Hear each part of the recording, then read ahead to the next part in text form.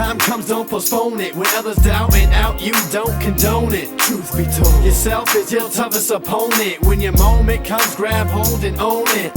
Never let go, stand tall and hold tight. Overcoming obstacles is the objective in life.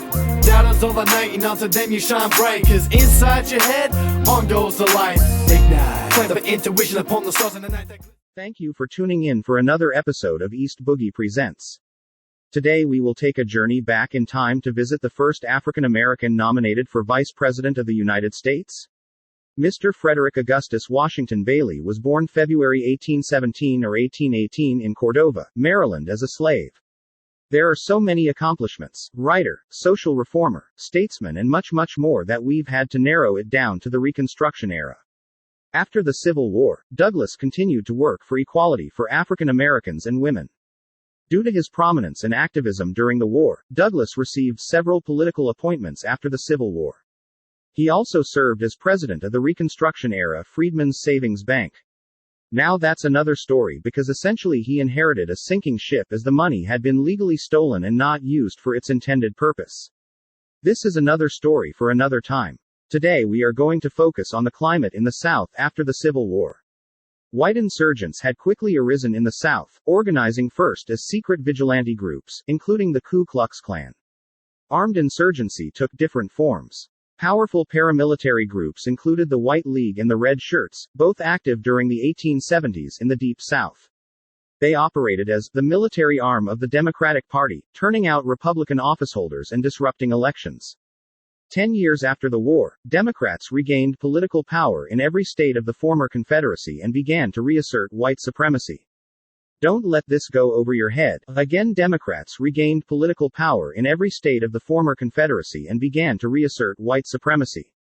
They enforced this by a combination of violence, late 19th century laws imposing segregation, and a concerted effort to disfranchise African Americans.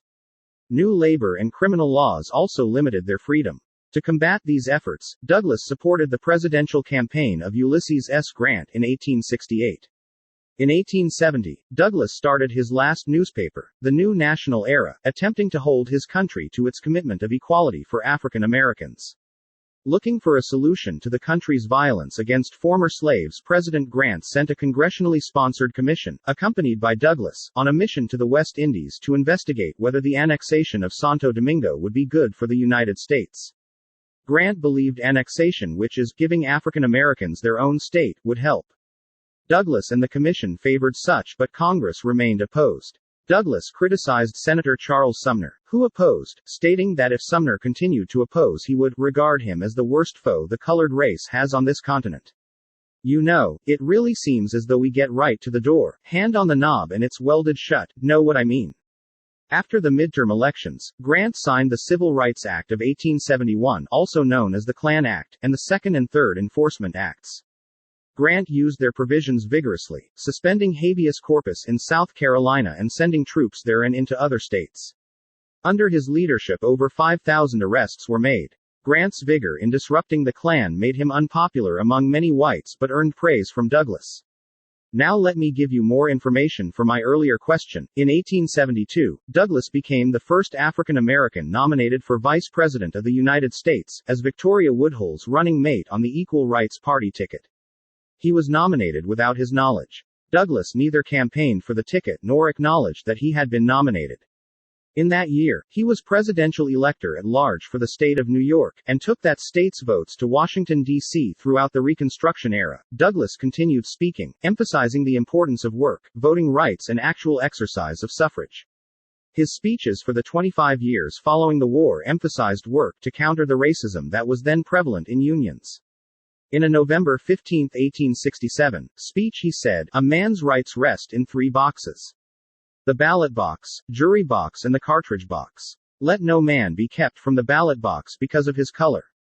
Let no woman be kept from the ballot box because of her sex." Ladies and gentlemen, such an impressive life.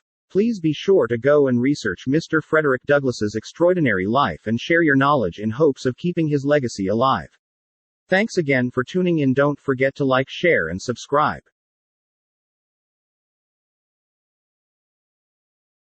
It's my time to shine. Let's When your time comes, don't postpone it. When others down and out, you don't condone it. Truth be told, yourself is your toughest opponent. When your moment comes, grab hold and own it. Never let go, stand tall and hold tight. Overcoming obstacles is the objective in life. Doubters overnight.